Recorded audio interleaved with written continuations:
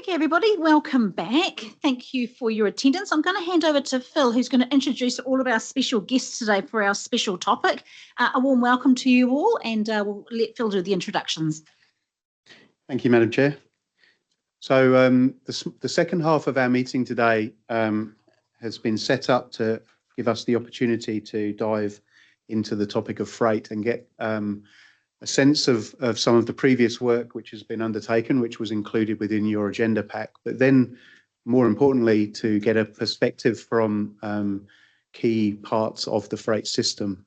So we've invited some guests along this morning to give you an introduction to the role that they play in the freight system, and then to identify some constraints or challenges that as they see them. And then we'll look to open the floor up for some general conversation. So on our panel of presenters, we have Mayor Rodney, who's here on behalf of Otorohanga Transport Limited. We have Craig Foster, who is here to present on behalf of Les Harrison Transport Group. We have Dave Christie, who's here to talk on behalf of Tainui Group Holdings about Ruapura and the discussions in that space. We have Alan Piper here from KiwiRail to talk about KiwiRail's role. And we have Ben Langley here from Hamilton Airport, who can talk about the role of air in the freight system. So we've given each of them 5 to 10 minutes to present some information to you, and some of them have presentations and others will just speak. And if we could get through those and then open the floor up for general conversation with our panelists at the table, you can answer them any questions that you wish as we get to that. So we hand over then to Rodney to give us a perspective of OTL Group. Thank you. Yeah, good morning and thanks very much. As you can tell, it's my normal job as OTL Group, running that, but it doesn't pay too well, so I had to get a second job as a mayor. But anyway, if we go to the next slide, I get to talk about trucks now. So I was going to interrupt before, but I thought better not. Anyway, so OTL Group was founded in 1963 by my father, Dennis Dow, and my uncle, Jim Barker. We're predominantly rural carriers, and we were based in Otorohanga, and they sort of started off with around about 10 trucks. So we go to the next slide. Slide clicker, maybe.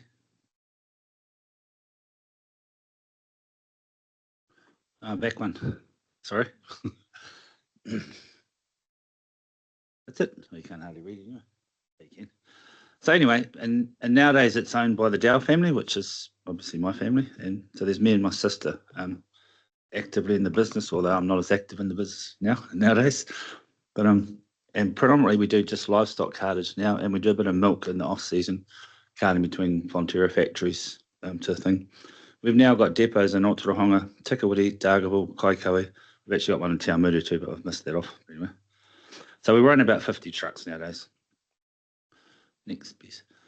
So basically the supply chain's a bit like this. There's the farmer, which is Jeanette. Today, I think that's a photo of Kim, I'm not sure. But then there's a truck, right? So that's our part in the food chain, so to speak.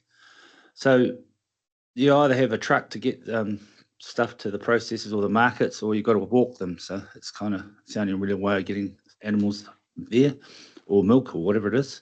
So then they go to a factory, a processor, and stuff's processed. And then the next part of motor transport is like a truck, a train, or a ship, and actually a plane. I forgot to put a plane in there. Anyway.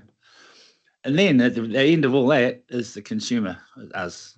And we basically, so just about everything we have, we eat, drink, is some stage has a truck involved, has to have a truck involved, unless you're sitting at home off the grid, growing your own veggies and things. But yeah, so it's kind of the regional transport connection is so important, and whether you like trucks or not, they're a necessary part of our modern living.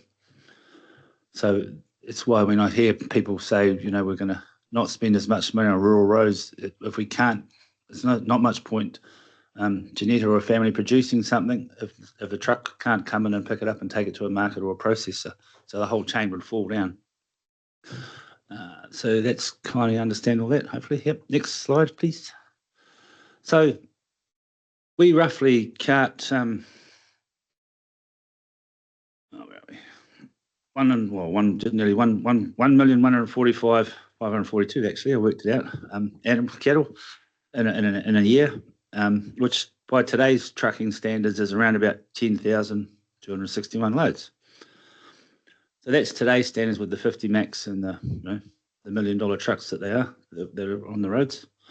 The old standards, if you went back a few years when I sort of first started driving, that would have been like 13,500 loads. So it's an extra 3,019 loads. So that's an extra 3,319 trucks just from our company would be moving around in the year. So you can see the new standards. We sort of talk about bigger, heavier, trucks, but it's probably a necessary thing unless we're happy to have more trucks on the roads. Next one would be, so that's the next one is basically the difference of the footprint of a modern truck compared to an old truck. I'll explain a little bit. The top picture is an old truck. So you have, that's a weight thing, 10.8 weight on the front axles. A modern truck only has 9 ton on the front axles. So the whole idea of a modern truck has more axles and a longer length, so it spreads the weight, so it's not as hard on the roads as people think. The back wheels, for instance, on an old truck combination would be 15 ton. The modern one is 14 ton, so it's actually less downforce. So these trucks are the new trucks are all designed with special suspension,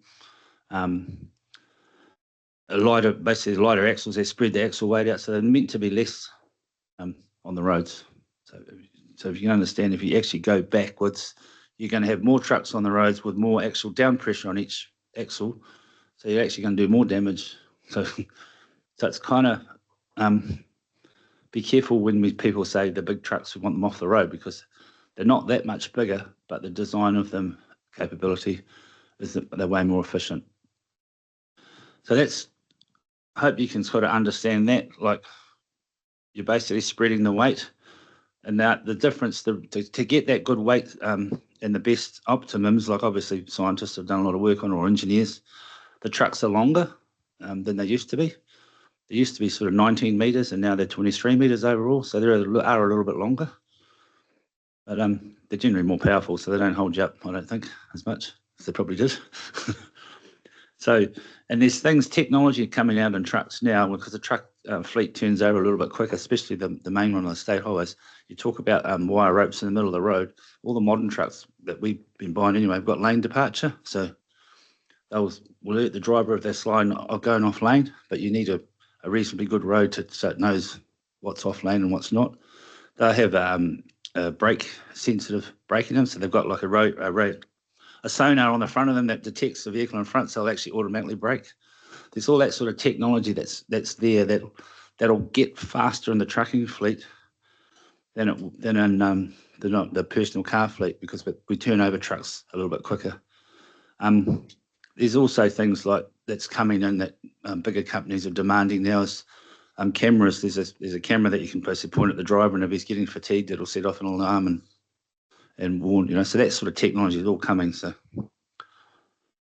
but that's one of the thing I want to stress here is, like, if we don't have that regional road, the whole chain breaks down. So if you don't start off properly, we need the farmer, we need the producers. If we don't look after the rural roads to get them there, we won't need a city, because there'll be nothing to eat.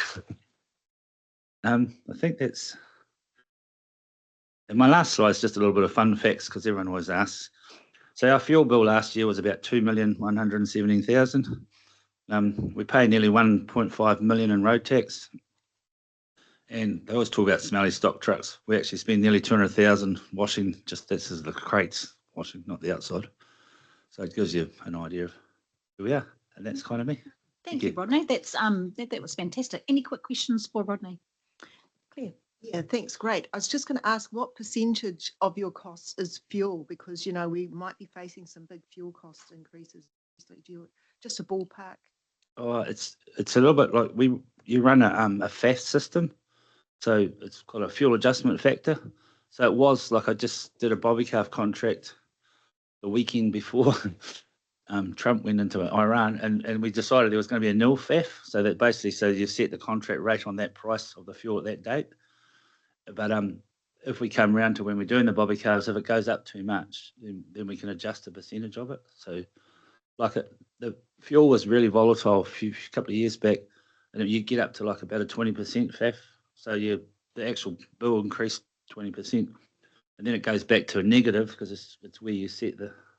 So it had just settled down and become not so volatile. We were sort of removing these FAF rates. So it's something we'll take into consideration, and it's also, but it's kind of hard to put it over a overall percentage because it's been so volatile. I hope that answers your question. Ash.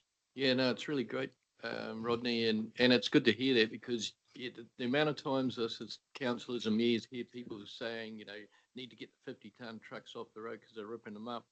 And I've got a mate that's in the trucking industry down Taupo as well, hog haulage, and he was telling me one time there's a bridge somewhere, I don't know where it is, and in fact the 50-ton trucks can go over them, whereas the lighter one, well, the ones that aren't 50-ton, because of that fact that they put less weight, directional weight down onto the road. So facts and figures, this is what I like, and megabucks on consultants, but they really need to talk to people with the facts like yourself.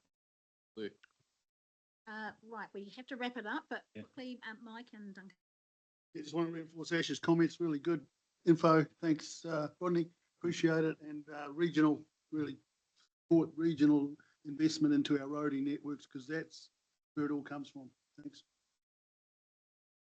Yeah, just comment as a perspective from a road designer, which I've been doing for quite some time. I'll just let you know, when they changed these truck dimensions for the time before, I think it was late 90s, early 2000s, it did actually impact the likes of me because they would track a lot wider. And we had, for example, a lot of roundabout islands getting trampled by these longer length trucks. But I've got to say these more recent changes with their rear steering axles for some of these larger trailers and breaking up the length of the trailers rather than one big long trailer is really good. So it's a good thing.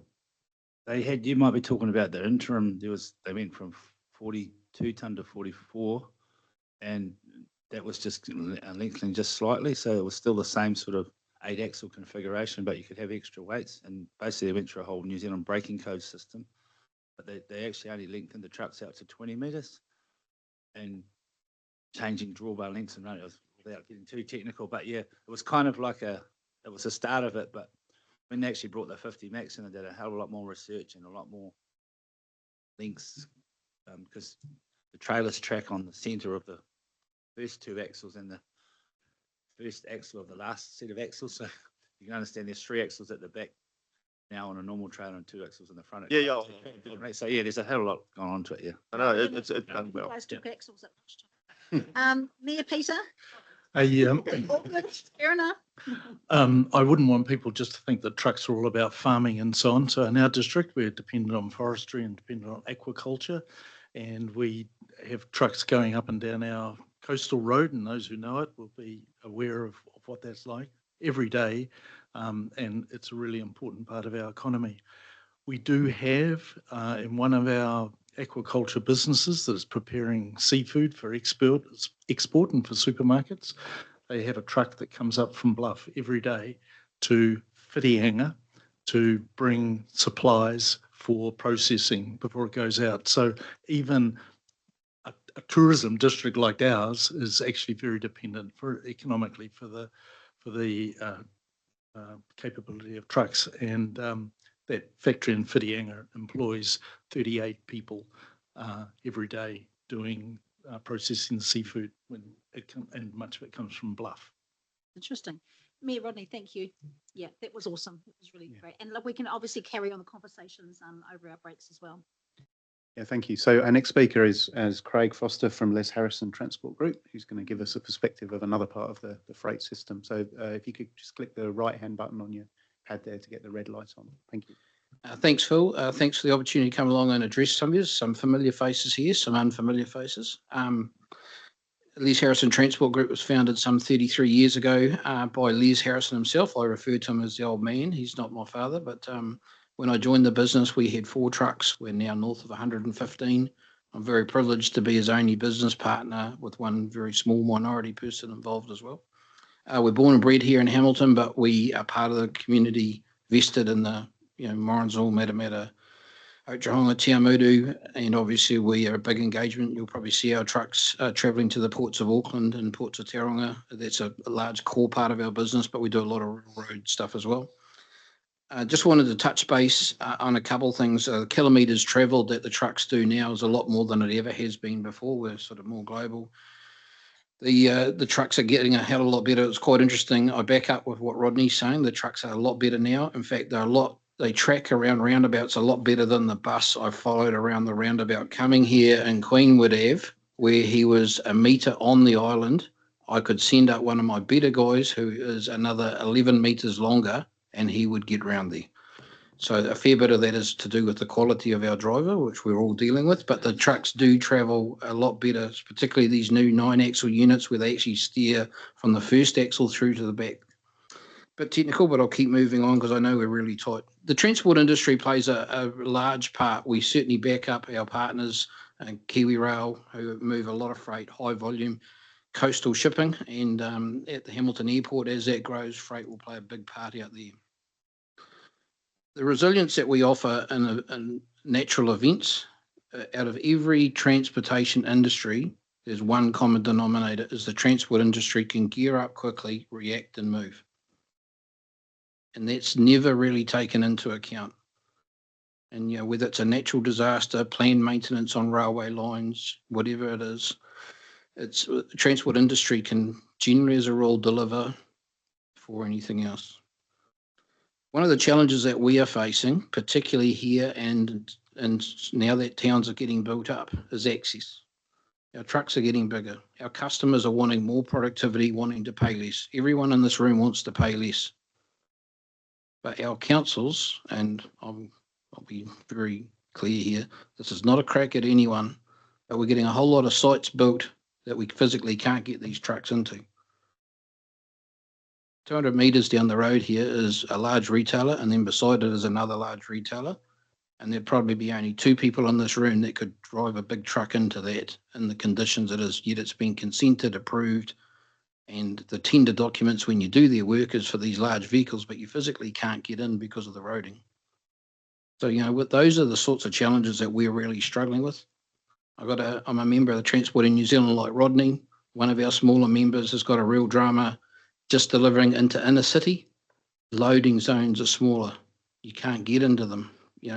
Take away the emotion of people parking them where they shouldn't be, but we're not actually creating an environment. All the beer's got to be delivered, all the food's got to be delivered to restaurants, all the furniture's got to be delivered, all the stuff needs to get to JB Hi-Fi. Doesn't appear to be an allowance for that. As the city grows, and Hamilton is growing exponentially with the likes of Ruakura and Hamilton Airport, travelling around and across the city is becoming more of a challenge in the city itself. I suppose if in hindsight, Boundary Road, maybe if the houses had been purchased 35 years ago, or a long time ago, 4-laning through to Ruakura would have been great. But the challenges are certainly there in a city. Challenges also for us at the moment, a lot of roadworks going on by our friends at NZTA, which we applaud, but that does come at a cost to the transport operator. I presented at the Transport Forum in Napier when the roadworks have been done in the Taupiri there. There was an 8.9 kilometre diversion that was costing the road transport industry on $480,000 a day, 7 days a week on an average mean cycle base on the count. Because of that diversion, yet all my life as a little boy growing up to about the age of 35 or 40, we'd driven through Narrawahia, which is an approved route, would have cost us $1 a trip. I'm sure if it was your money, we would have appreciated getting that route reapproved temporarily while that work was done. So the industry has a lot to offer. The industry is here to help. We appreciate the restraints of money. There's no big pot of money to fix everything. Certainly welcoming 4-laning to Pairiri, please, quickly, faster. But then there's a lot of safety things as well. The Wada Wada roundabout, I heard that touched on. There will be a fatality there very shortly. The trucks are longer than they've ever been. They're travelling north and south. Unfortunately, motorists do stop for them. So the truck's halfway across, it stops, and of course, it's an 80-kilometre stretch of road. So we see that, we play our part. While the trucks have improved with braking and auto sense and things like that, that will happen. If I could ask for a slide to be put up, one issue that the transport industry is really suffering, and here's a plan of an overlay of 1967 to 2019, just of Hamilton City.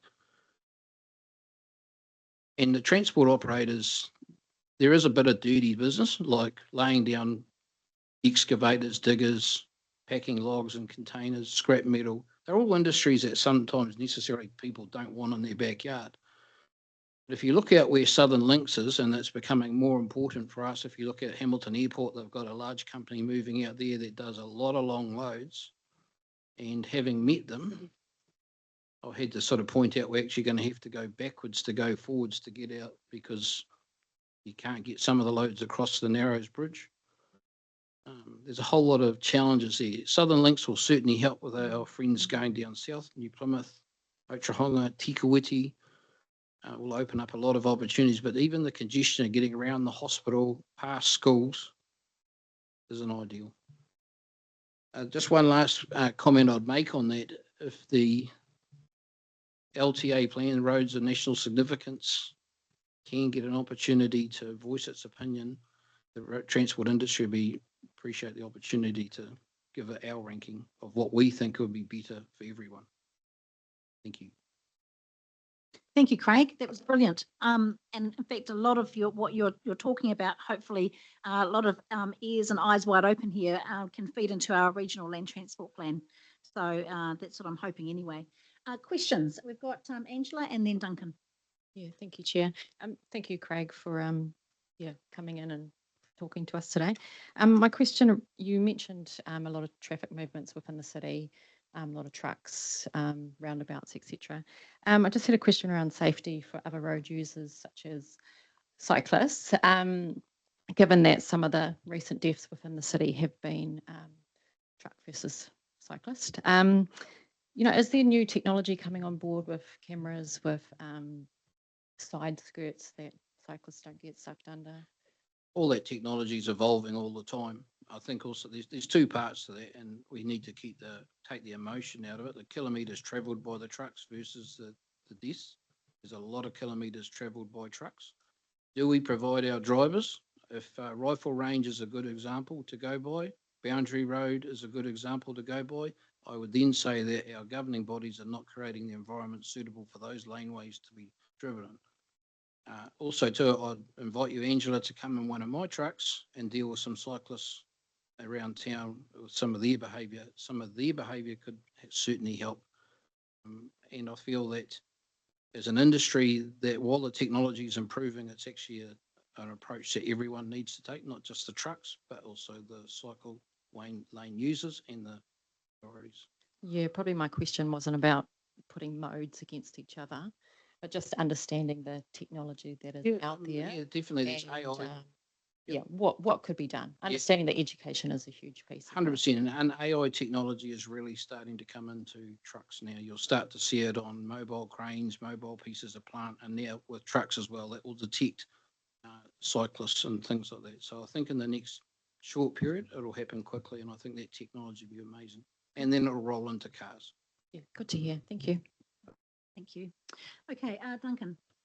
Oh, yes. Thanks, Craig. I'm a Taupo District Councillor, and a lot of people out my way would love to see a inland route from Taupo to Turangi. That would cost a bit of money, of course. And if it was going to happen, I'd really love to see it happen, actually. I'd love the Lakeside State Highway 1 route now to turn to a little Route 66 touristy route. But question really for you is, I'm interested because it seems like a quite challenging stretch of road for a truckie to drive, and I follow behind them, and they're sort of missing, their last axle is missing a steep bank by about 6 inches, and it seems it would be quite a. I'm interested relative to the rest of Truckee State Highway 1. How challenging is that piece of road to drive, and how much do you think truckies or truckie outfits would be prepared to pay for a toll road if there was a decent inland toll road? Oh, Okay, two parts to that question. Let's do the easy one, the toll road.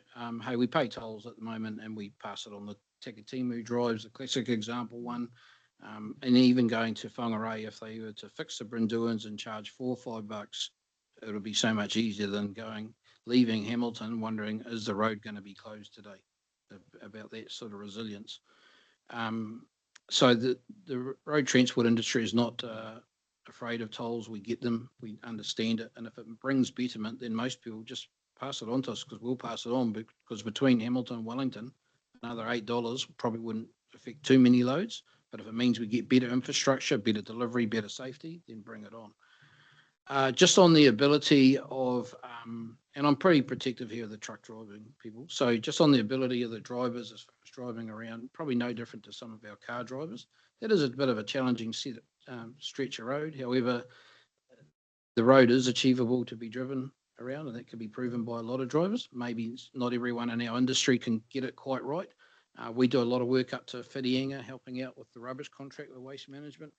And that has its challenges and probably for the longer loads up there, but it can be achieved. And once again, as an industry, hey, we've got to improve. We're not saying we're squeaky clean at all, but there certainly would be room for improvement.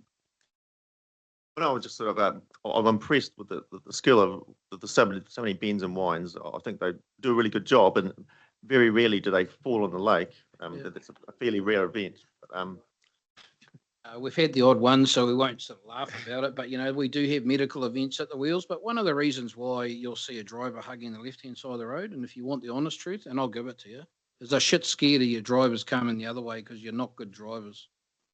Just being honest. I was on the phone to Phil last night. I've only just landed back in the country. I was coming over the Kaimais, and quite terrifying to see what was unfolding in front of me of a car behind a truck. I knew he was loaded. I knew he was heavy. But I don't want to be getting our first aid kit out of our boot waiting for the emergency responses. And then, hello, sure as eggs by Karapiro, we have an accident. So I think it's an approach that we all need to take, and not just at the road industry. Oh, but just for information, everybody, there is one tight bend on State Highway 1 between Taupo and Turangi where, and I've seen it happen before, where two trucks cannot get past one another and they actually have to stop and reverse and get around. So that's fairly unusual for a State Highway 1. That's not just limited to there. If you've driven to Taranaki in recent times through Mount Messenger, there's several parts there. The Brinduans have one. Oh, okay. So you're not limited just to your area. Okay. Good to know. If you go down south in the lower South Island, there's several parts there. You make sure you profile the right driver to go all the way through to Invercargill, because there's several parts there they need to be aware, alert. They can't get past an oncoming truck. So once again, we're asking our people to go and do a job. We're sending them into a war. It's probably not the right phrase, with a pop gun. We've got to provide the right infrastructure for them to deal on. All right, last question from Sue. Question. Thanks for your presentation. You've raised some issues around trucks in urban environments, and you've presented it very much as getting the planning wrong in the urban environment. But is an urban environment where land is at a premium always for everything? Is that the right place for very large trucks to be? Whether you're delivering to the road turner shops or the base, generally a truck will cut at the final mile leg. We've had some good infrastructure. Brickbat to Hamilton City Council, and no apologies there, but Rifle Range is probably not their best piece of work.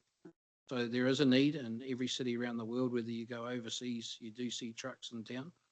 And I'm not saying they've got it 100% right either, but when various councils ask for input from the road, and then the exact opposite is done from the transport agents by the agency compared to what was submitted, sort of, it does take the wind out of why people don't contribute to those forums when they have been asked. There needs to be a live, work and play scenario for cyclists. Totally understand it. We need to share the road, but I think a lot better approach could be done on particularly some of the new stuff.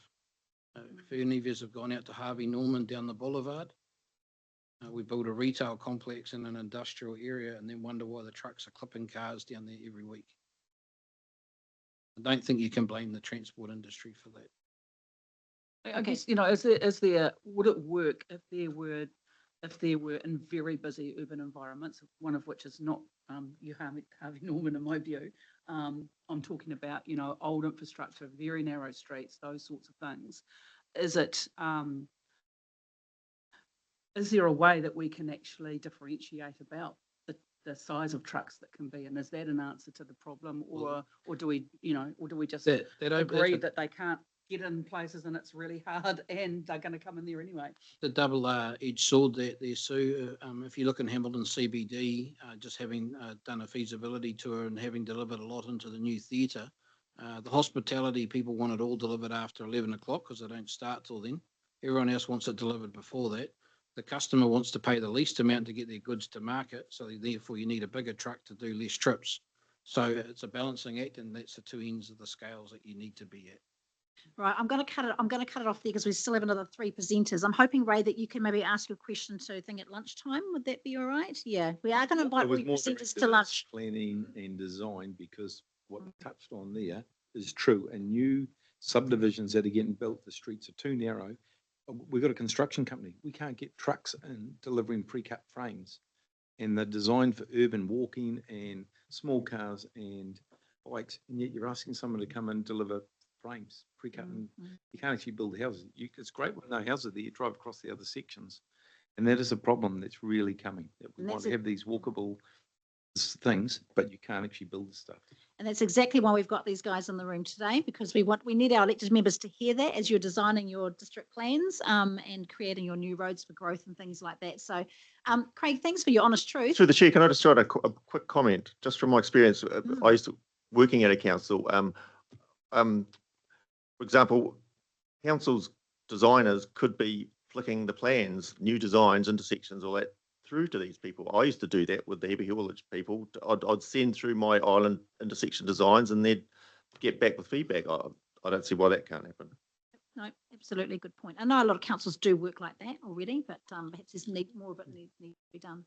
Okay, all right. Again, my thanks, Craig. Hand back to Phil. Cool. So we'll keep this conversation going, but we'll broaden it slightly. So next up, we have Dave Christie from Tainui Group Holdings, who's going to talk to us about Ruakura and the perspective of the logistics hub that we have on the edge of Hamilton in the context of the bigger story. So over to you, Dave. Ina mana, ina reo, mihi mahana kia koutou katoa.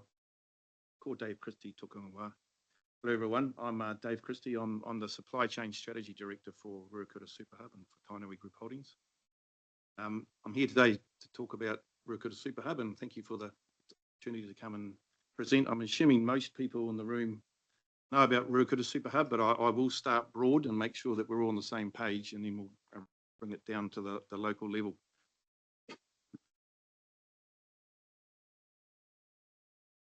So just as a start point, you'll see on the screen, top of the North Island, you'll see the Golden Triangle highlighted.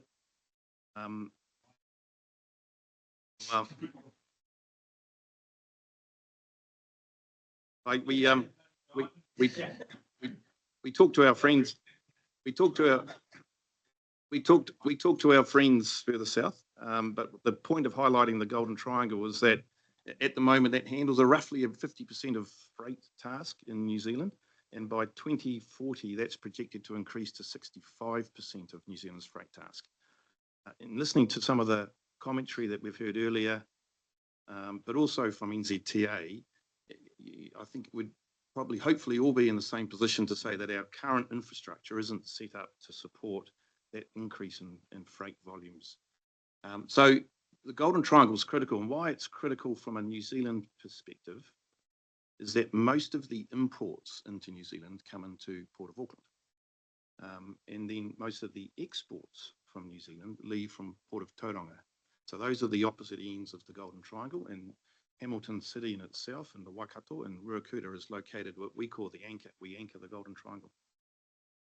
Why that's important is because for those import and export moves, there's a global trend where the ships are getting bigger, and those ships need to go to ports that can take bigger ships, which therefore means there's going to be bigger ships going to fewer ports. That's one of the factors that's contributing to the projection of increased growth of volumes through the Golden Triangle. Because clearly Port of Tauranga has got the infrastructure underway, and hopefully they'll get that fast track soon and they'll be able to expand their wharf. But also Port of Auckland is obviously where most of the imports are going to, and that'll happen for a long period of time. So as a consequence, you'll still have the volumes coming into New Zealand, predominantly going into.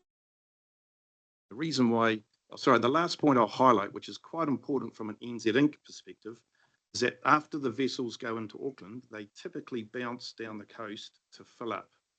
So they'll bounce down to Napier, maybe down to Nelson and Littleton and Chalmers in order to fill the ships up.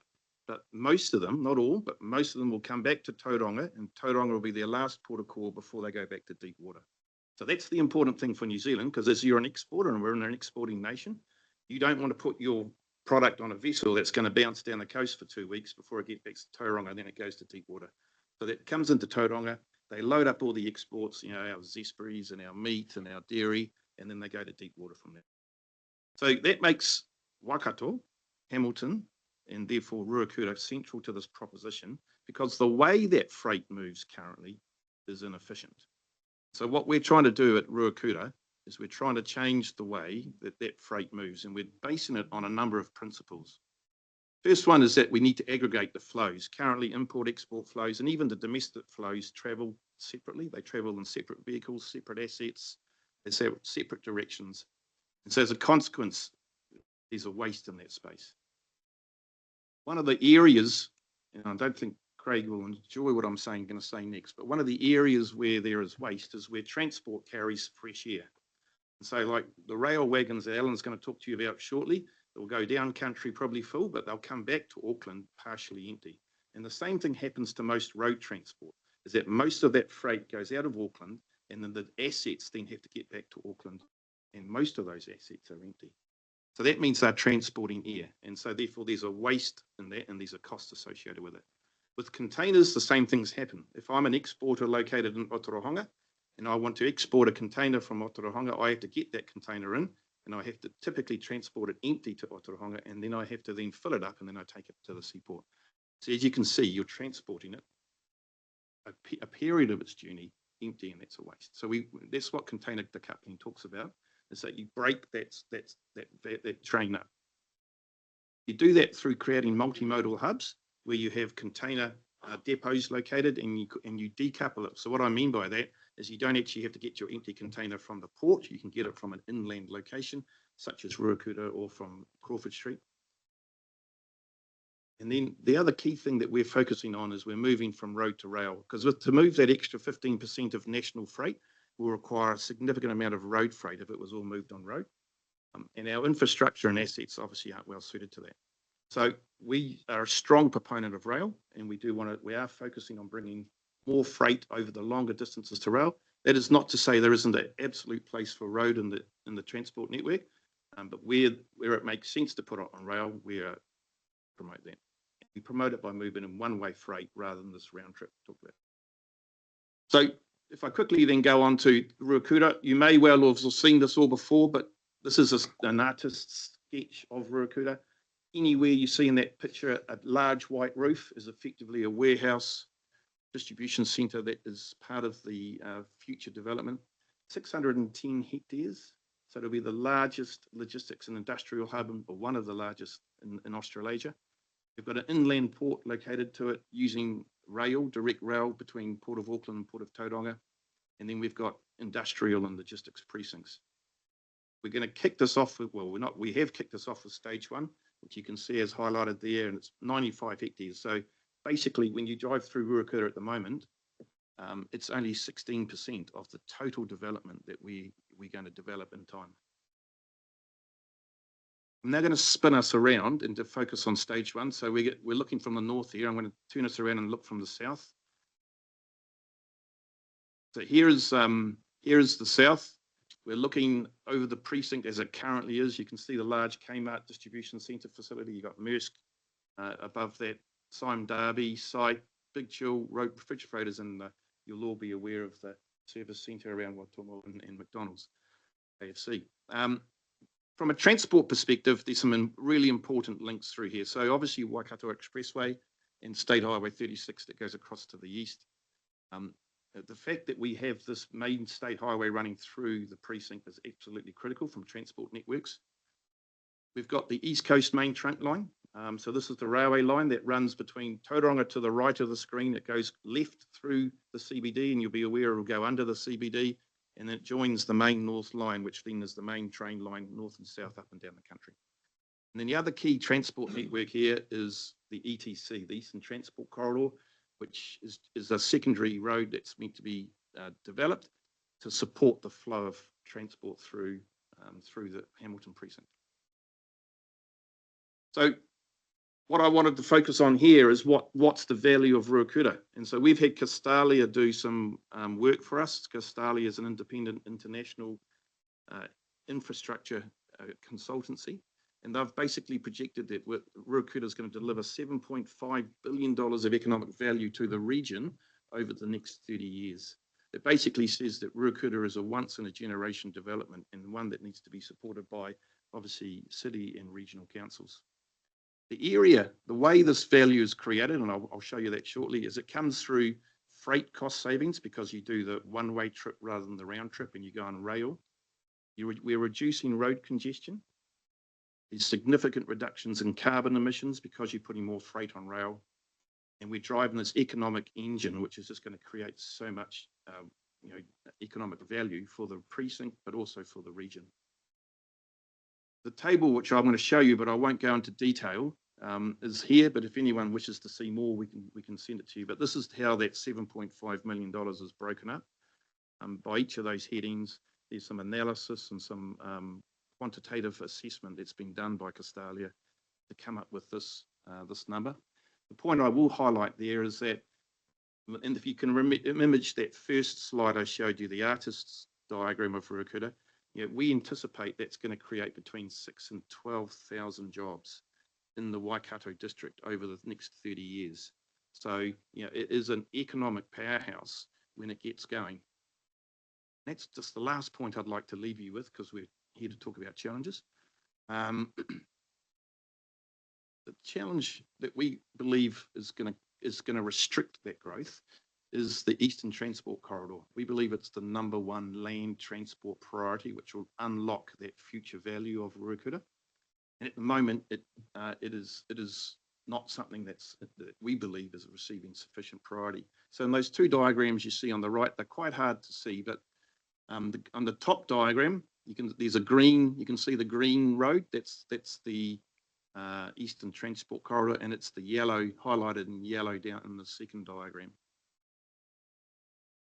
Important is because this Eastern Transport Corridor is a precursor to basically the future development of this precinct. It prevents expansion of the inland port. It prevents expansion north of the ECMT, prevents the full development south of the ECMT, and it underpins this rezoning for industrial and logistics land to the east of the Waikato Expressway.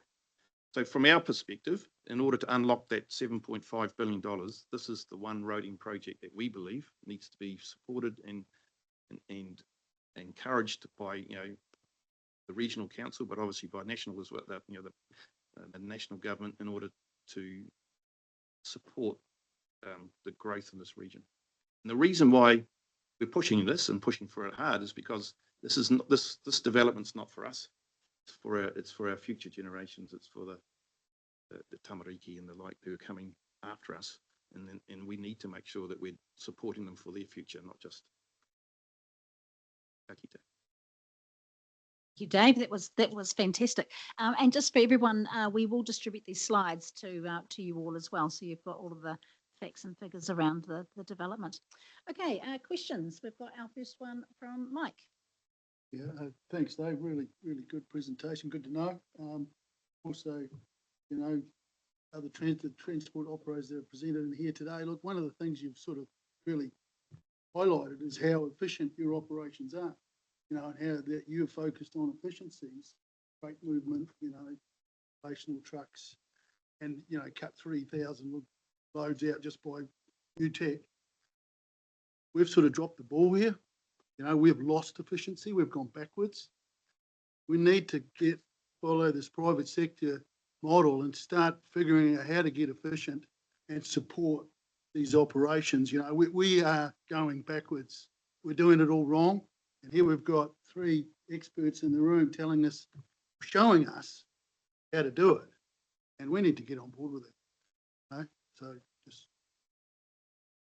Thanks, Mike. Good remarks. Duncan? Yes, so a question. So is this Ruakura Super Hub solving the empty container problem, is it? Yeah, so so to give you a case study, Kmart import about 15,000 containers a year. Most of them come in from Port of, they get railed from Port of Auckland down to Ruakura. We unload them at Ruakura and we take them, not us personally, but they get taken to Kmart where they then get devanned. All of those Enco products that you get at the Kmart stores, they get pushed through that distribution centre. If anyone's been to the Kmart or hasn't been to the Kmart distribution centre, I seriously recommend it. They've got those little Amazon robots moving this product from one side to the other, so it's a very impressive facility to go through. So a little sidebar there. So what they then do is what they would normally have to do is to take that container back to Port of Auckland or to Port of Tauranga. And the people who control that are the shipping companies. What they can do with us is they're now dehiring those boxes at Ruakura, and that box then gets reused by an exporter who then gets that box from Ruakura, doesn't have to get it from the ports, and then fills it up and then sends it to the seaports for export. So yes, that's exactly what Ruakura is doing right now. Interesting. Right. I sense a field trip coming up, actually. Claire and then Alvisa. Yeah, thanks, Dave. Really fascinating. So you are forecasting a huge increase in jobs. Here we are. Yes. So what kind of jobs would they be? Mostly, so the first line is for people working in warehouses. So, you know, forklift operators, pickers, but then there's management staff inside those warehouses as well. So Kmart's got a staff of about 150 at peak when they get to their peak season. The Merce Cool Store, which is just behind the Kmart, they've got about a 30 to 50 workforce. So when you saw that design fully built out, there'll be those sorts of facilities. We originally did think it was going to be 12,000. We're kind of pushing that down towards 6 because we've seen a lot more automation taking place inside those warehouses. And then around the outside of those warehouses, you've got all the support services. So SIME, it used to be called SIME Derby, but now it's SIME, which is the truck workshops and truck repairs. So they're a classic example of the second layer of support enterprises that sit around the main hubs of warehousing logistics. And we're talking to truck cleaning companies at the moment as well. So there's a number of those sorts of support enterprises there. Alvisa? Hi, thank you so much for such a great sort of overview of Ruakura. I've personally been aware of it through, I work with Forest and Bird, just keeping an eye on all the consents and plan changes and all that. But I'm based in Tokoroa, and we're in the process of selling land right on the rail line there. And if we haven't, I'm pretty sure we've sold it already, but I know people who travel to Hamilton daily to work in that Kmart warehouse. How do you see that this Ruakura hub might have a domino effect for smaller hubs? That's a great question. We're already in deep discussions, well, not deep, but in discussions with Te Utoranganui, which is the hub north of Palmerston North. So I think it's interesting that we haven't got NZTA on the call at the moment, but effectively what we talk about here is a hub and spoke model. And so and you achieve a hub and spoke by aggregating different freight flows. So we see Ruakura being a hub. We see Te Utoranganui going to be a freight hub. Auckland will always be a freight hub because there will always be imports going into Auckland, and it's going to have the largest population base. Even down on the South Island, you see these freight hubs being created at, like, for example, at Rolleston. So stitching them all together, it comes from 2 ways. Firstly, from the roading network, and so how do you have the main trucking links between these hubs, but also the rail network. How do you have the rail connection? Actually, I'm going to say 3 ways because otherwise Ben will come and smack me afterwards. You need to have the air connectivity between them as well. And can I just add on to that last point, is that we currently respond to 2 RFPs where for 2 international companies who are in New Zealand and the distribution centres are currently in Auckland, and we're trying to bring them down to Ruakura. 40% of their products moved around the country by air, not by roads. I mean, Kmart's 100% by road, but 40% of these two companies, they move their product by air. So having a strong connectivity to Hamilton Airport and then Hamilton Airport having the connectivity through the rest of the country is going to be critical. So sorry, that was a little bit of a sidebar beyond your question, but all of the hubs connect. They all have to connect in order to either meet from an import perspective or an export perspective, or even if it's just a domestic flow throughout the country. It's interesting that you point that out, because I'm aware that Toyota shifted their hub to Palmerston North, which obviously has a flow-on effect for Palmy itself. So it'll be interesting to see how that connectivity develops over time as well through the centre of the North Island. I'm glad the Mayor of Palmerston North's not here. I mean, I don't understand personally why Toyota went there. It's probably a land deal. There's three parts to any time when you look at, like, the same thing happened for Kmart. Costs of your warehouse, the physical facility, and then it's your outbound transport costs. Maybe at the time when Toyota were looking at it, the cost of land down there was cheap. That's not happening now. We know the land in Hamilton's roughly 30 to 40% cheaper than equivalent land in Auckland. So I don't know if you know of any sort of rental rates, if anyone's doing warehousing at the moment, but a new warehouse in Auckland is $200 a square metre. That means that if you're a third-party logistics provider and you're handling a pallet, normally a pallet charge is about $3 a week. That's now going to $3.50 to $4 a week. So the freight owner has to pay for that charge, and they pass those charges, as we heard earlier, onto the consumer. So making sure, and this goes to this point around productivity, making sure that the facilities are in the most productive location. And when we sell Ruakura to these organisations, we can demonstrate to them quantitatively that it's best across those three dimensions: inbound transport, warehousing costs, outbound transport. And that's not just for now. As you start to project it forward, we can show them in 10 and 15 and 20 years' time, they will still be in the most optimal location for their national warehouse to be. Brilliant. Okay, look, thank you, Dave. That was, really interesting. And it's something we need to, I guess, get on our radar. So I think I'm quite serious about that field trip, actually. I think it's something that we should, we will squeeze that. We will make sure we go somewhere. Okay, back to you, Phil. Cool. Thank you, Dave. And on to our next presenter, which is Kiwi Rail. Welcome Alan Piper, who's here to take us through Kiwi Rail's role in the freight system. And Lisa. Thank you. LJ, if you can move us on, thank you. So just up front, the things that Kiwi Rail does and who we are. We've got 4,600 employees, changes all the time. We move 15 million tonnes of freight each year, 23% of New Zealand's exports, and we enable metro commuter rail services to exist. We operate and maintain 3,800 kilometres of track. It's where a lot of our employees live, in the track maintenance space. We're a major landowner with 18,000 plus hectares of land. Again, that changes all the time. We do operate some tourism rail experiences and growing that into more of a tourism offering, connecting with local tourism operators as well. And we do operate some regional commuter rail, of which Tuhuia is obviously one. Inter-Islander ferry service is part of our business, and obviously you'll be aware that we've got some changes to our ferries coming up in 2029-ish. Okay, let's move along. This is really just talking about the modernisation of our fleet. I won't go into it. We've got 66 DMs that we've procured.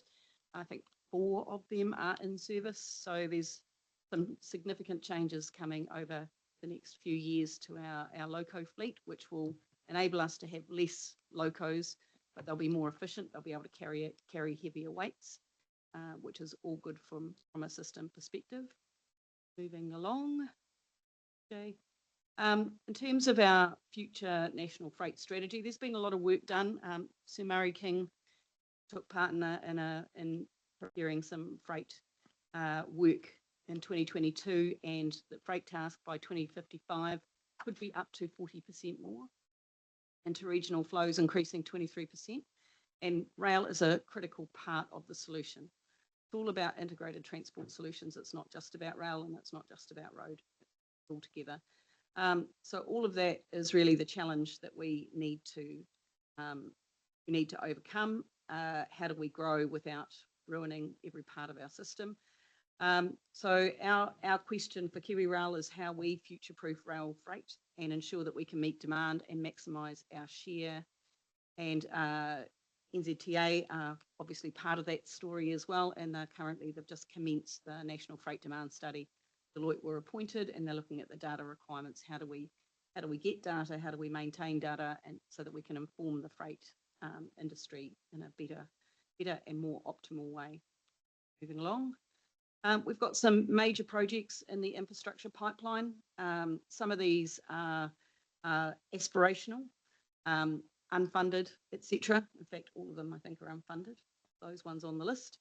Avondale to South Downs, a passenger corridor through Auckland, also helps freight stay out of the centre of Auckland.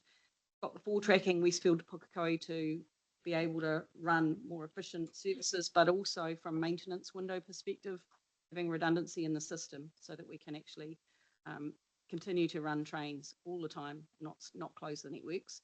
Marsden Point Rail Link is one that pops up and pops down from time to time. It's an important one if Northport expands and requires additional freight capacity, because they can't get enough trucks over their threshold to be able to manage that capacity. The Golden Triangle electrification, most people here probably know about that. That's all about sustainability and getting ourselves in a better position to support the future of New Zealand. 4 of those projects, which would be everything except Westfield to Pukekohe, I think, are on the fast track consenting list. But actually, Marsden Point, all the land's been purchased. It's all designated and purchased, so fast track consenting is not much help to that. Again, one system approach, so it's not about everybody competing. It's actually about rail doing their part within a system. All about customer experience and looking forward to the future. How do we manage that? We're seeing better conversations around that, which we're excited by. So continuing to manage all the parts of the system is really important to us. Thanks, LJ. The Rail Network Investment Program, I'll mention it because it's critical to keeping our railway system resilient and reliable. So we do that through a Rail Network Investment Program. We're heading towards our third one, 2027 to 2030, so middle of 27 through to the middle of 2030. The milestones for that, we're developing it now. We've got heavy involvement from NZTA in that. They're the monitor and they provide assurance over the program, so they're heavily involved. We've also got a lot of stakeholders who are having input, but basically that's how we get funded. We're not baseline funded. We'll have our draft ARNIP available middle of this year for consultation effectively with both NZTA and the Ministry of Transport. The final ARNIP is due for completion mid-27, which is right up against a deadline of starting the next ARNIP, so that's a bit challenging. We're currently funded all the way through to mid-27, so see what happens with the next funding round that's coming up. Minister of Transport has to approve the ARNIP, and that's expected at mid-27 point. I won't go through this. Interesting facts, I've provided them before. This is where we'd got to.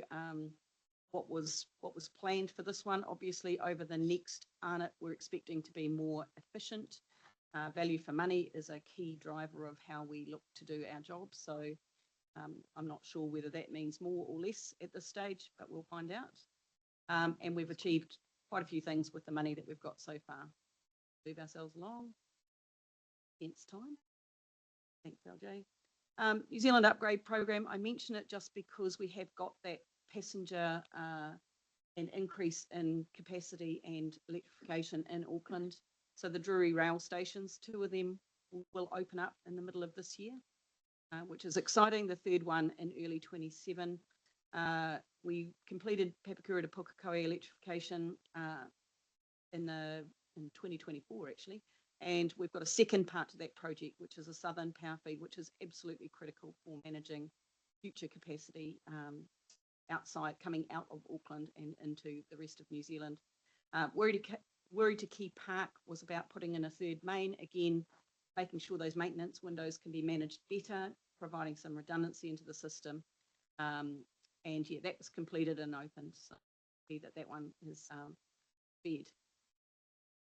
Golden Triangle, there's a couple of slides here. We won't go through them. Right, Golden Diamond Electrification Project.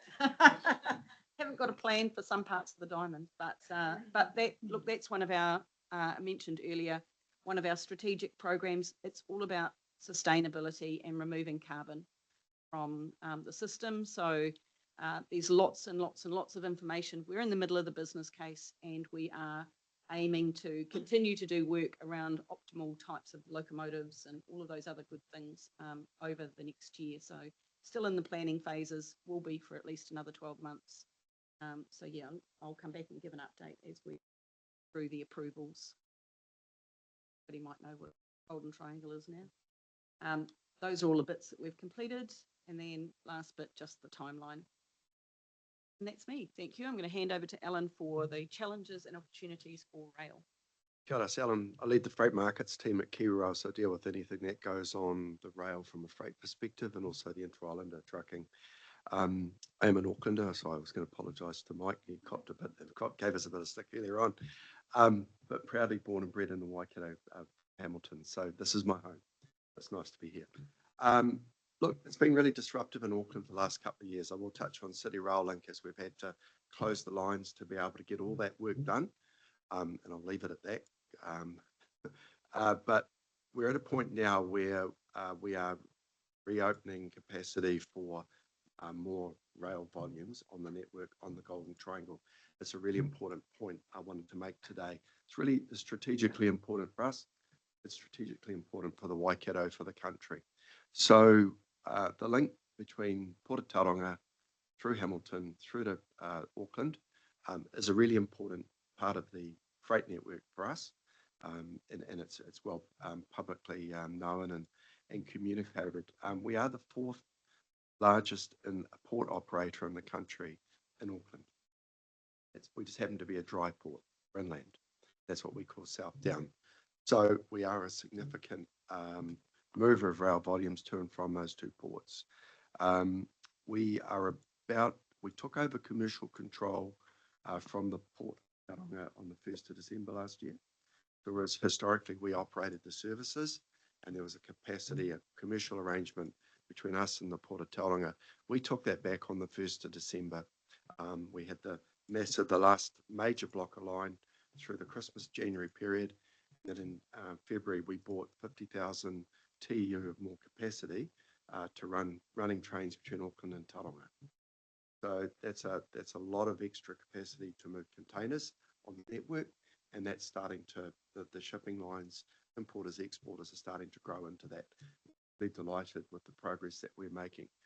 What you're going to see differently is we really want to see less of those trucks that are delivering empty containers between Auckland and Tauranga. See them on the road, there'll be a 40-footer and a 20-footer driving across, and then effectively generally coming back empty. They may have another container that they bring back. So we're very much tackling that as a freight task and to remove that because it's quite inefficient. It's 60% more carbon efficient than a truck side grade. But you know, we're not here to argue road versus rail. We're an integrated supply chain. So we're certainly open for growth in terms of that. The last point is we, as part of the handover with the Port of Tauranga, we continue to work strategically with Ruakura Inland Port. Look at the infrastructure in the Waikato. We've got the Ruakura Inland Port. We've got what we call Crawford Street, which is the old Te Rapa, the marshalling yards there. That's principally Fonterra's export volumes, as well as other export and domestic. As that continues to grow, as the Ruakura Inland Port, we also very much earmarking Frankton as well as another potential area where we've already got the infrastructure there. That may play a role, and it did play a role through the recent blocks of lines as we stood up road rail interchange there. So that's from that perspective. every time we move a Metroport train or a train through the Waikato, through to the port, so it's the equivalent of about 50 trucks. So one driver, one locomotive, 50 truck equivalent is kind of the capacity that we're providing. Touched on the 60% carbon efficiencies. You touched on forestry, just leave you with a parting comment before as well. One of the challenges we're dealing with in the Rangitikei region relates to forestry, and it's to do with the closure of the Winston Pulp Mill at Tangawai there, and the impost of roading regional roads, not state highways, of forestry. So we're working really closely with NZTA and the roading contractors, the customer and the district council. Be encouraging you to reach out to them to understand some of the challenges, particularly on some of the rural roads. And it's the tyranny of distance between road through Taihape through to Napier versus us. Now I'm talking out of the patch, but it's touched on a couple of times earlier today with some of the regions there. And it's about that foresight, that planning in terms of how do we cut a tree down, take it through a skid site. It has to be trucked, no one's denying that. But how do we then make the most efficient use of the infrastructure to get it to the port if that's what's required? Anyway, have to take any questions. Thank you, Alan. Thank you, Lisa. That was very informative. Questions? I think we have our first from Sue. Thank you so much for the presentation. I've got a few questions, so I'll just probably put them all together and then you can get to them as quickly as you can. The fast track consenting for unfunded projects, what's the strategy? What's the reason behind doing fast track consenting when the funding isn't available? My second one is single tracking in the Golden Triangle. How much of it is still left? Or is it all double tracked now? And my third one was around the Wiri upgrade and what you're saying, or is it too early yet to see the increase in productivity because of the additional, it's an additional rail line there. I can answer that. The first one, so the first question around fast track consenting. So effectively the government came out and consulted on future projects that would benefit from fast track consenting. So that's the process the government set. KiwiRail responded to that with future projects that would benefit from having fast track consenting. That's been in place for maybe a couple of years now. So that that was the process that was run. There's no point in trying to get to fast track consenting because it doesn't actually happen fast track. When you've got funding is often at a point where you need to be shovel ready to go. So yeah, getting onto those lists means that when funding does come, you're able to actually do what you need to do. And also in the detailed design phase, that fast track consenting is very helpful because a lot of investigation, etc., to get through those initial stages, which sometimes are not funded fully through to the end of construction. So yeah, we do have initiation funding, if you like, for those projects which are able to be business based. And the single tracking, we get asked this question quite a bit. So we have double tracks, single tracks. Obviously, if you've got two trains coming to each other on a single track, they can't get round each other. So we have what we call passing loops. So it allows a little exit and the other train to come through and then they keep going. Then that, so there is that is already what we have on the network. Think about the North Island main trunk, the East Coast main trunk. You're then having a conversation around, well, do we need more double tracking passing loops? And the answer is not at this point. Then some people ask about the Kaimai Tunnel. That effectively is just a few kilometres of single track. We have passing loops either side, so we can continue to move freight in either direction quite efficiently, and we have headroom for growth, significant growth in terms of the existing infrastructure before we'd have to think about more passing loops. So plenty of space for passenger transport as well through there. If that's funded. If you've got all the capacity that you need. Right? Yeah, if that's it's a separate conversation. So that's more of a funding question rather than a capacity question. Oh yes, but the capacity is there, right? Yeah. To run more trains, yes. Okay, thank you. The last point around the Wiri upgrade, what that effectively means is that and I'm sorry, Mike, I'm going to talk about Auckland again, but when you're running passengers every 6 or 12 minutes, you need to be able to, again, you need capacity to run more trains in each direction and freight conflicts with passenger trains. And we want to keep freight moving. So that's, again, it also creates another line of resilience to keep freight and passengers moving in and out of Auckland, keep freight moving around the country, in and out.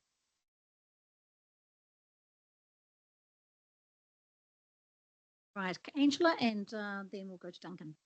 Yeah, thank you.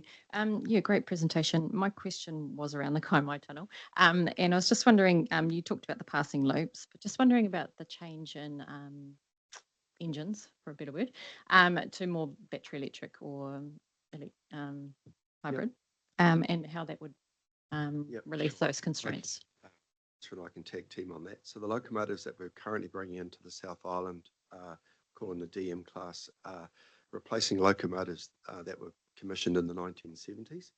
So we are replacing very, very old locomotives that they have been upgraded and maintained and well looked after, but they're end of life from our perspective. I think from the electric locomotives that the idea is it's a hybrid ability to run on overhead power line, say through to Hamilton, and then once you hit the ECMT, it effectively runs on the residual battery and it gets recharged at Taronga or whatever. So that's kind of what's imagined and what's anticipated. Okay, Duncan, and then we'll have last question from Mayor Peter. Yeah, just a question about electrification. As far as I know, it's all overhead electrification. There's no consideration of electrified rails, as far as I know. Is that? Well, I'm just in that decision, but I'm guessing that's also a function of because there's a lot of public access to a lot of the rails. So if you electrified rails, then public access would be an issue. I'm just interested that how the decision for overhead rail electrification came about. I wasn't around I was around, but I was too young through the big projects when it was electrified between Palmerston North and Auckland. That is what we have, and it's a really efficient way of providing electricity for the operation of the trains. I've answered the subsequent question around what the future electrification might look like for Golden Triangle. I'm not technically qualified to answer your last question around touching the rail line if it was actually the rail lines itself that were electrified. I don't profess to have an expert answer on that. I have I think we can get Walter another time to do the presentation, but I know that the trick with electrification is being able to manage all the parts of the network. So we have overhead lines already in use in Auckland. That's the selected logic that we've got. We're looking at battery to bridge those areas where we don't have overhead lines. So having batteries and charging opportunities, etc., in various parts of the network are part of the solution. And then in some parts we do need to have more overhead line. I don't think you go from overhead line to through the rail as an easy part of transition. So it's really just some of it's about consistency, but some of it's also about how far can we go on those batteries, maximising the benefit of having those, being able to recharge them, and use overhead lines where we have to, because it's expensive technology.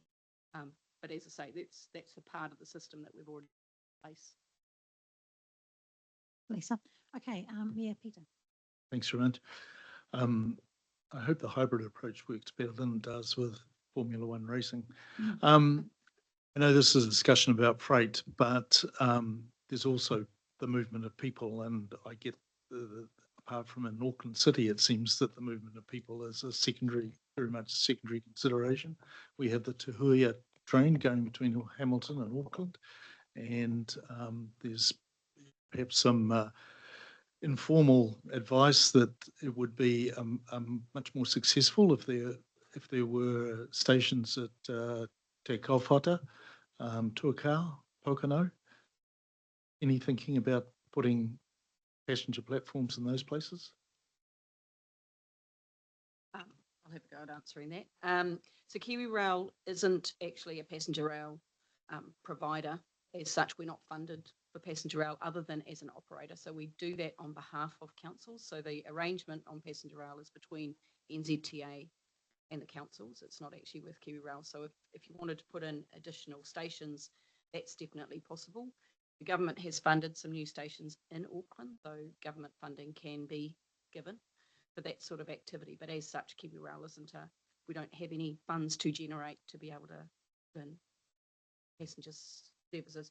So NZTA would probably be key supporter in the passenger space. And I'm sure there's discussions about where could stations be, etc. I know there's a few live conversations going on at the moment. Just add, it adds time. Every time you add time to a station, a stop and a start, later it gets into a destination. Kind of, it's another fact. Thank you. That's I think the I've learned point. something new today too. Right, thanks for that question, Patty. Okay, we'll hand over to our last presenter. Introduce Ben Langley, who's works with the Hamilton Airport, and really interested to hear the role of the air sector in the freight story as well. So over to you, Ben.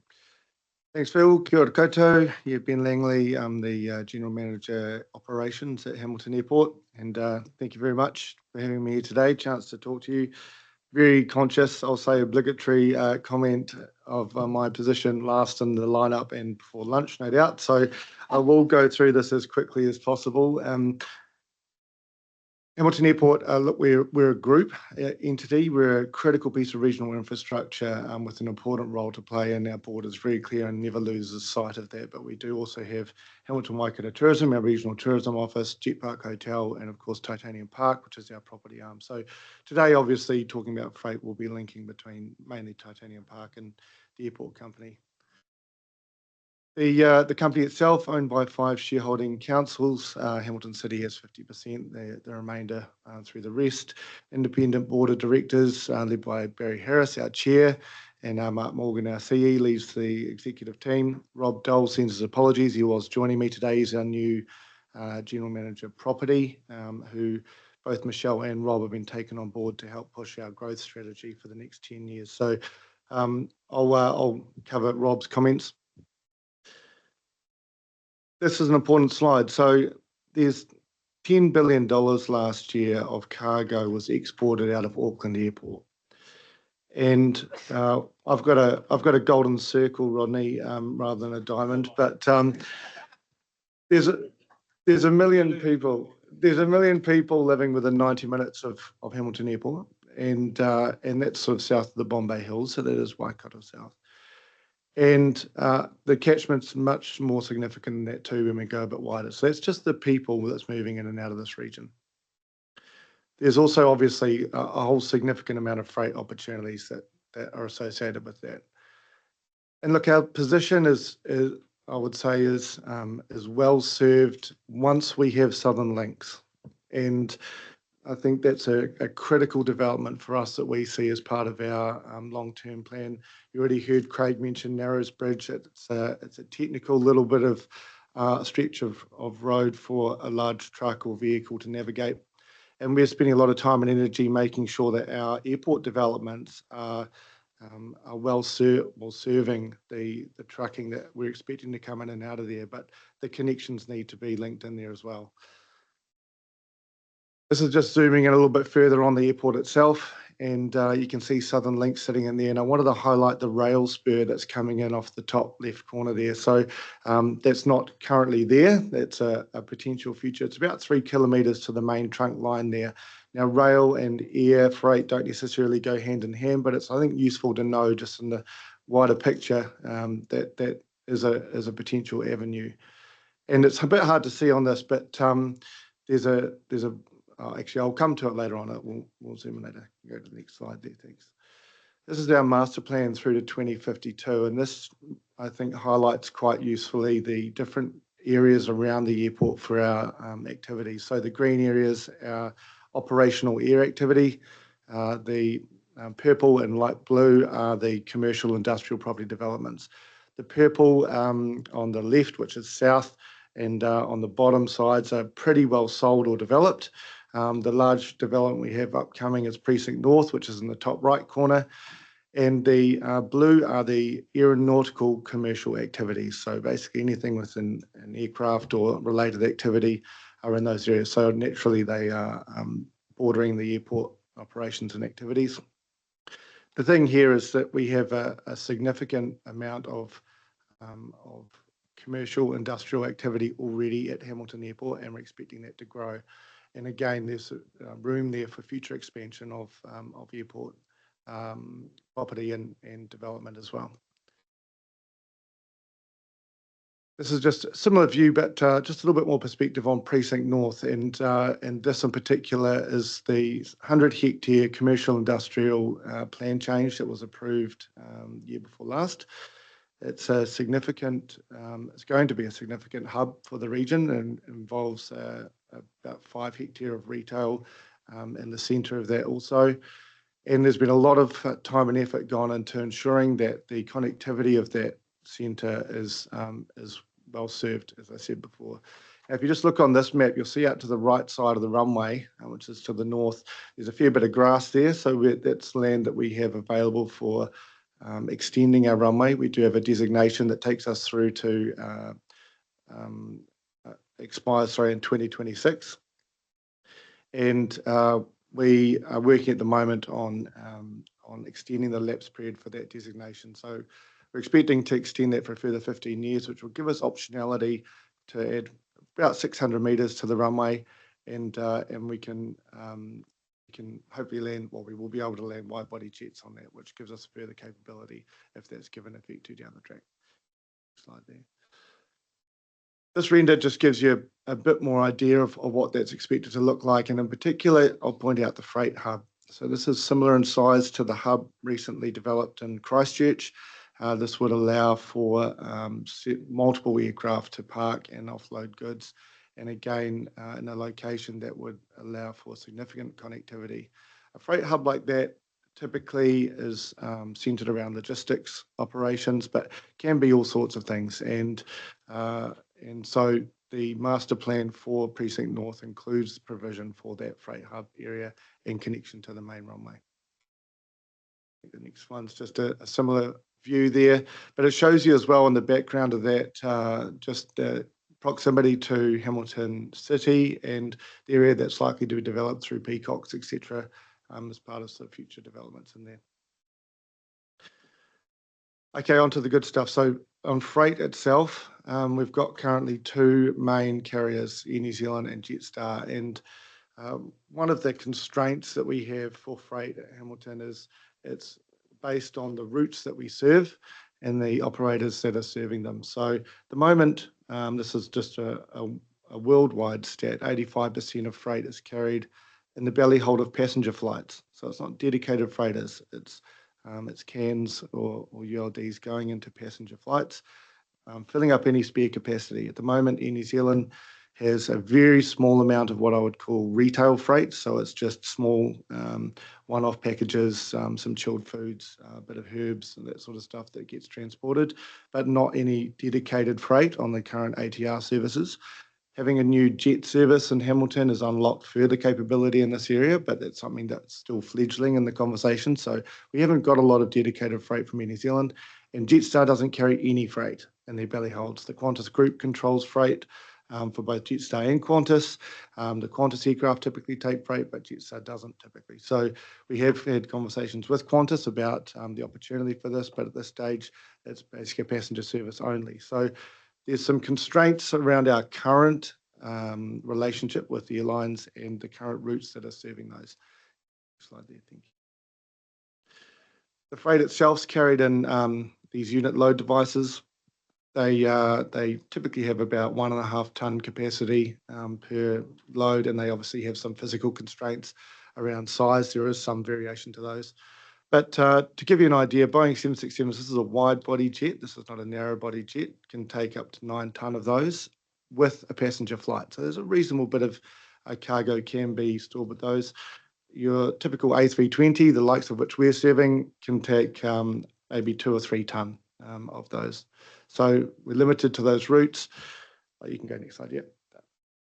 That we've currently got. Obviously, we've had significant passenger growth recently, about 70% actually, once you annualise the growth based on those new international services and as well the new domestic jet services. And if you go to the next one, we're hoping to add more routes. None of this is confirmed. These are all just potential conversations for us. But Melbourne, Brisbane, the likes of Pacific Islands, etc., are all further route opportunities for us that would be served by jets that would increase our freight capability.